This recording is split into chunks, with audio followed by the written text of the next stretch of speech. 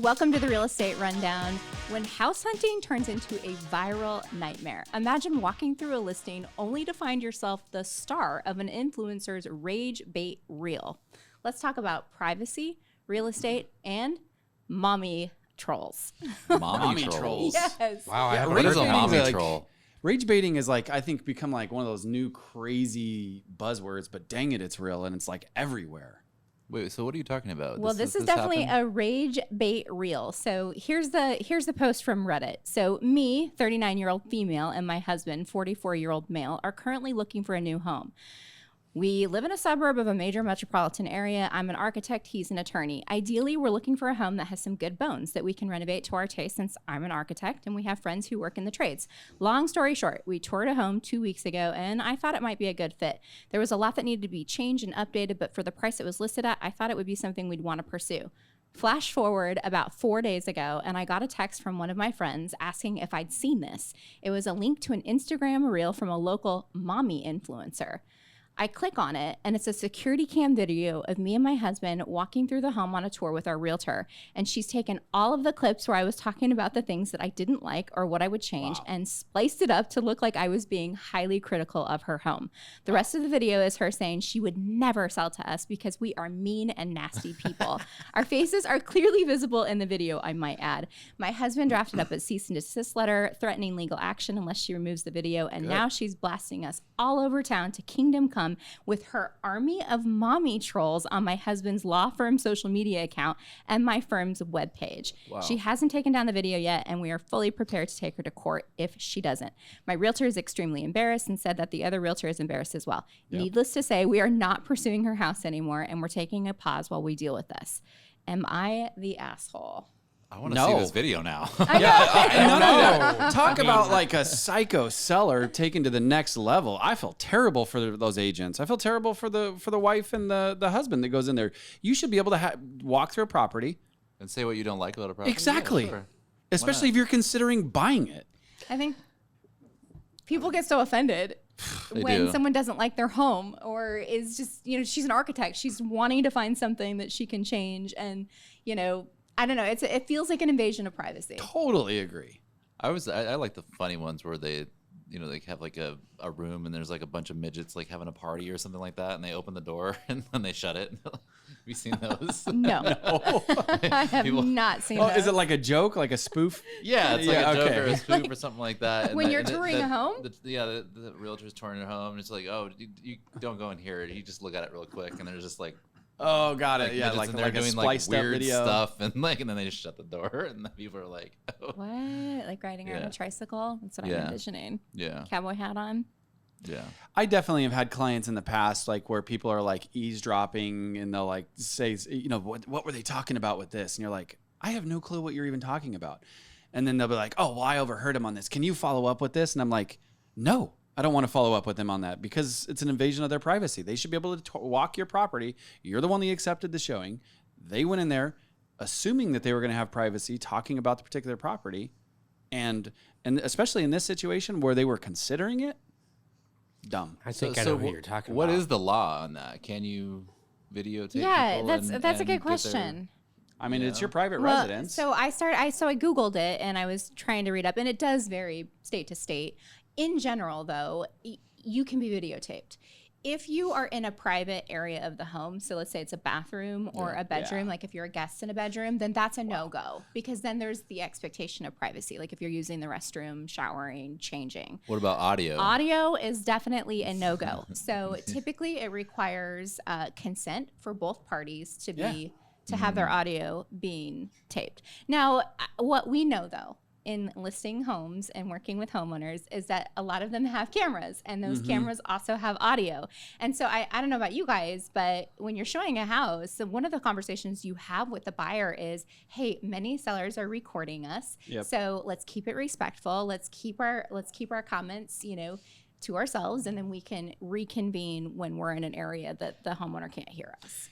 Well, like she pointed out there, though, if the audio is basically chopped up to sound ruthless. Well, it was the clips. It was like the clips of them pointing things out and just looking mean and nasty. That's crappy on that person's part, right? Because we all know, like, how many times have we seen things and it looks egregious when you first see it, but then when you look at the entire clip, you're like, oh, that's not that bad. But you know, also too, I think if you're a buyer and you're walking through other people's homes, again, like don't say it while you're there. Just like keep it for later. I actually am glad they're pursuing it because I think it was wrong of that influencer to do that. And then the mommy trolls thing really got me because I've seen that play out. And these moms, especially these moms in Facebook groups, they go crazy and they will lynch somebody. And so like I can just envision what they're doing to this law firm and her architect firm and just going crazy over them. It's like sometimes they look for certain things like that. I don't want to say that they don't have anything better to do, but it's almost kind of like they want to jump on that train and like they're looking for a certain level of drama because it feeds something. Oh yeah, feeds their. Well, that's exactly why they're doing it, because they need something to do. Yeah, That's what happens. Well, when you I was have trying too to much not time have on your them hands. troll us and start yelling at us. But I Bottom mean, line. I'm like, for these mommy trolls, go watch some great reels of recipes and like make your family a nice dinner. Yeah. That's a better use of your time, probably. Jay and I have walked through a house before during an inspection, and we saw cameras, and I didn't notice them, and we start pointing stuff out, right? Especially here locally, and when we have an opportunity to kind of go analyze what needs to be done, and we're nitpicking it for the sake of, hey, how can we maximize the value of this home? But it could come across as I remember this one as negative, if you so to speak. And Jay's like, shh, hey, there's cameras, and those are things that I do. I like what you said, that people need to be aware of. It's almost like a buyer beware. You might be recorded, so be careful what you say. Yeah. Well, we didn't end up buying this property either because the rug wasn't there like a rug covering something on the floor? Yes, there was something. There was a rug covering something on the floor, and then he was like out in his trailer or something in the front yard. Didn't he accuse us of stealing something? Well, somebody he accused somebody that was in the property, but it was more directed toward the home inspector, that the dresser was moved, it was and the there was like in his home underwear drawer or something. I'm like, yeah, bro, a man's underwear drawer. I doubt that was messed with. And he was in a trailer in the front yard and staying there for the inspection. We were just walking with the inspector. And then we were under contract to buy it, and we after we heard that he said the inspector was stealing something, we're like, no, we're not buying this house. Yeah, this is a red flag. Yeah, we're like problem waiting to cancel. Yeah, it's like you made buy somebody's house that's mentally ill, and then like really you said, weird baiting, happens. right? That's just so much baiting going on out there for whatever forum, whether it be Reddit, Instagrams, Facebook groups, right? Like just getting baited to have some level of drama to just chew on and churn.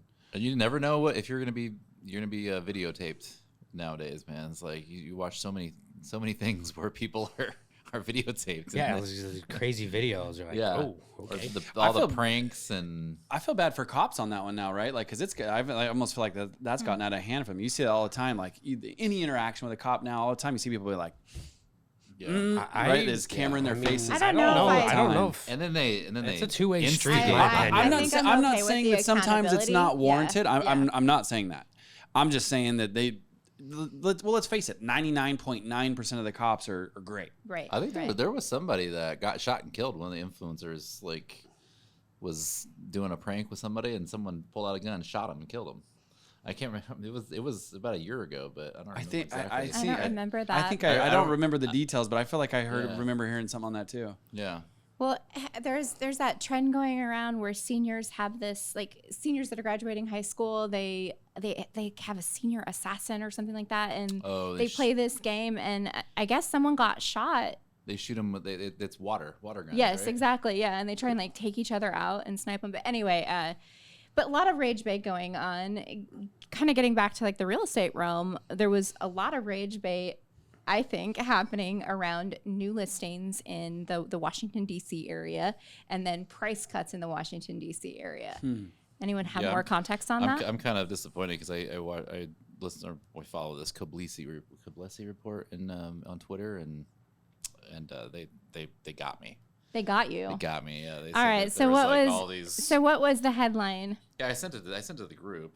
It was oh shoot, I don't have it now. So it's basically like massive price cuts, tons of new inventory, doom and gloom, Doge's cleaning house, and and Musk everybody's and leaving. All the backlash he's been getting for coming in and spotlighting. Oh, it says since Doggy began discussing mass layoffs, the media home price in Washington D.C. has fallen by $139,000. And in 30 days, nearly 4,000 homes have been listed for sale in and around Washington D.C. So obviously, I mean that was debunked.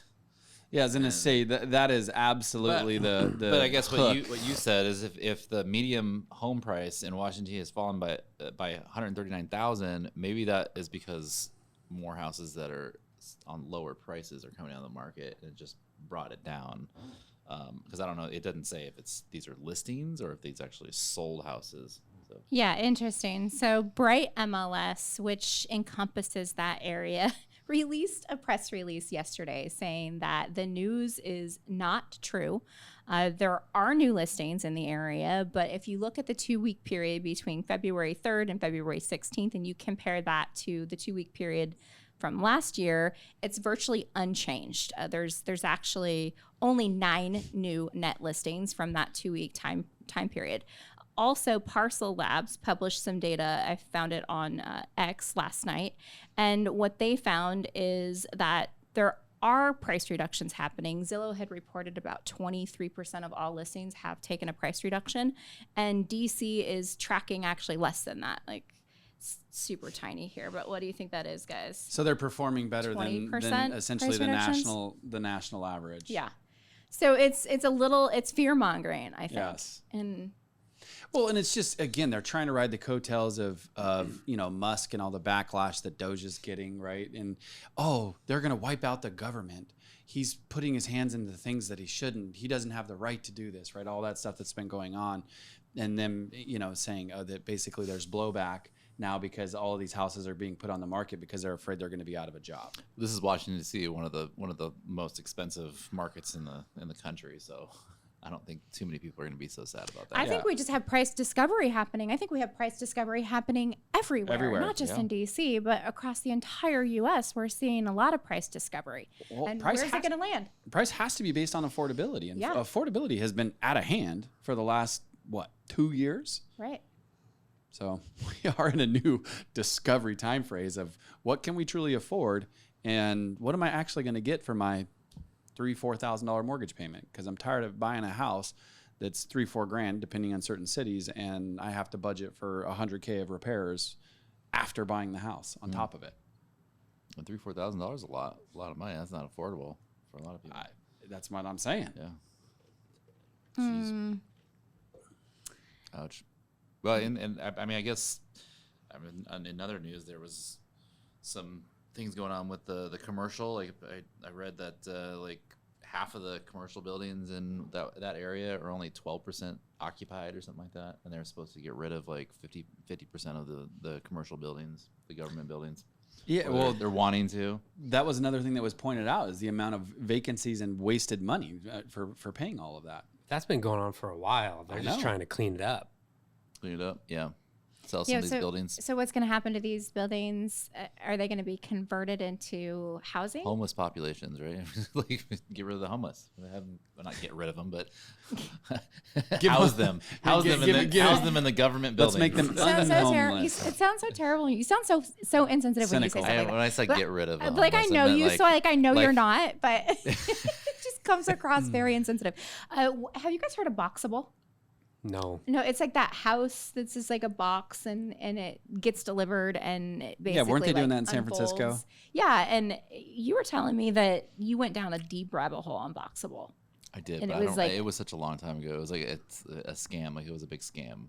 Oh, okay. It was just interesting. It's interesting because when you talk about, homeless, that was like a solution that seemed like it would be a cool solution. But very expensive. It was expensive. I remember the dollar per square foot. It was supposed to be really cheap. But, was it? But they weren't. The manufacturing of it, they haven't figured that out yet, to be able to like mass produce them, and that's what makes things cheap, is being able to mass produce them.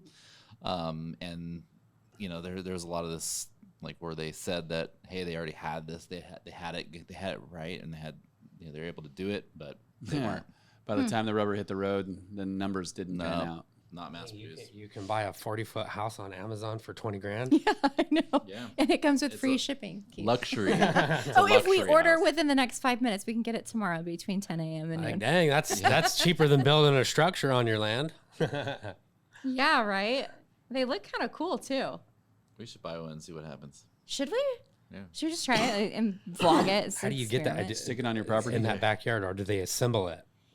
Does it come fully assembled? No, it comes I'm like just kidding. it comes like together, and then you unfold. You undo it, and Put in the toilets, the construct it. plumbing, all that. yeah, and then you. It connect even the comes with the plumbing, and tools to put it together. It's a little Allen wrench. It's like IKEA.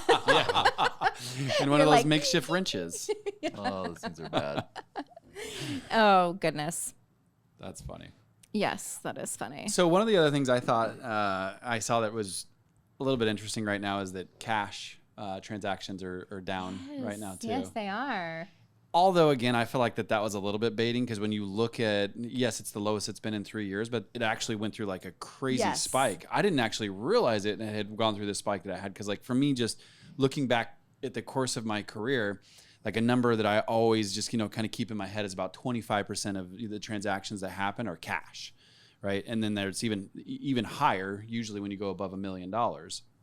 And so right now it went from like 35%, which was like an all-time high, I think in 23, to now it's fallen down to just over 30%. So, which is kind of wild when you think about it, right? When you really connect the dots that home prices are as high as they've been, right? Median home sales price across America is roughly $430,000, $450,000 right now.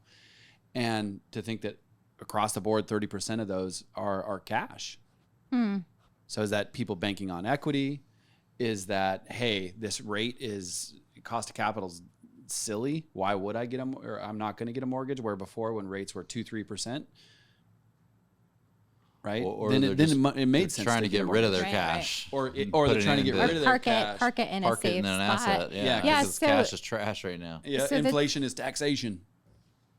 Yes, yeah, it is. So the top markets for cash transactions, like 4 out of the 5 top markets were in Florida. Yeah. So these are. So like, what does that tell us? Hey, yeah, I got to park some money somewhere. Yep. So West Palm Beach was number 1, Jacksonville was number 2, and then we have, this is interesting, Cleveland, Ohio was number 3. So I think that's because there's a ton of investor activity in Cleveland, Ohio right now. Okay. And number 4 was Fort Lauderdale, and number 5 is Miami. Yeah, I think Cleveland has a pretty high rate of return on rentals. Yeah, they're doing a big revitalization in the downtown area. Yeah. Last time I went and visited, that's what my wife's parents were telling me. I didn't go see it, but they said they're doing a lot of stuff down there to probably attract new people. You got to Yeah. go check it out next time. Yeah. So you can bring back some context. Well, and like what I find unique in that list, I mean, Fort Lauderdale, I feel like has always been a little bit pricier, but it wasn't that long ago that Miami, right? You could actually get a lot of house for the money, and now Miami, like the median price in Miami is down to like $600,000 or something nutso, where a couple years ago it was like $350,000. Yeah, it's insane. Yeah, it's definitely been one of the markets that's had some of the craziest appreciation. So, okay, Lance Lambert, he was a former editor of the real estate column for Fortune, and then he branched off and he did his own thing and he started Resi Club, and he just releases all sorts of great data. And he takes like a lot of what like Zillow and Redfin publish and then makes it into like interesting graphs and charts and stuff. Anyway, so here's what he found. So he took a look at the Zillow Home Value Index, and year over year, prices in general across the US are up 2.6%. But since the 2022 peak, we're only up 1.3%. But check this out. Since March of 2020, US wide, we're up 42% Oh my god! for home prices. Wow. Is that insane? Ooh, and to think that 40% up, only 1% since 2022. So that was in 2 years it went up 40%. Yeah. Dang. Yeah, it's super interesting. Talk when about a you- bull run for real estate. Yes. Well, and then Wow. Or it's just Or inflation. It's Yeah, just I know. like I'm just teasing. because So there your was dollar lost 20 20 to 30%. Well, here's something interesting. Ben Bernanke said, I hope I can find it. I screenshotted this.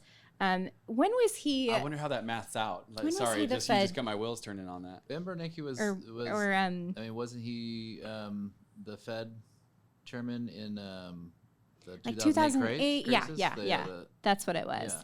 So I found something from him, and if I can find it, I'll share it because it was really interesting to me. Watch, I won't be able to find it. There's a viral video of him saying something about like, yeah, we don't know where we sent $500 billion to these banks, and they're like, well, where did you who got it? And he goes, I don't know. So this was a while ago that he said this. I think back in 2012. But he was talking about monetary policy, and he said that he's talking about the tools that they have at their disposal to kind of shift monetary policy, and he said that this is super interesting. The tools we have involve affecting financial asset prices. And those are tools of monetary policy. There are a number of different channels, mortgage rates. I mentioned other interest rates, corporate bond rates, but also the price of various assets, like, for example, the prices of homes. To the extent that home prices begin to rise, consumers will feel wealthier. They'll feel more disposed to spend.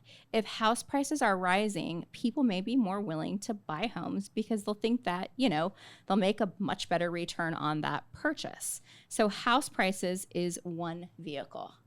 Wow. And so you look at when house prices went up 42%. When was that? 2020. What happened in 2020, right? The pandemic. Yep. And so, was this master manipulation to get consumers to spend money, to feel wealthier, and it's just artificial?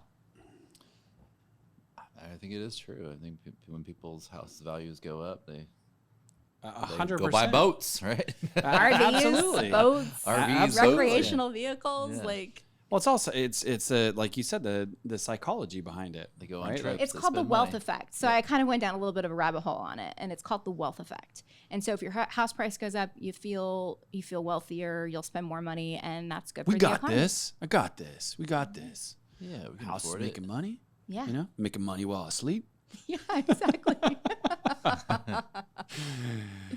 Interesting, right? And like I said, the part that I love the change of it is actually just the spotlight that's been put on inflation. And again, it's a little bit painful, but just the flat out waste by the government, and just the fact that they take the money before you even get it for 99% of the people out there.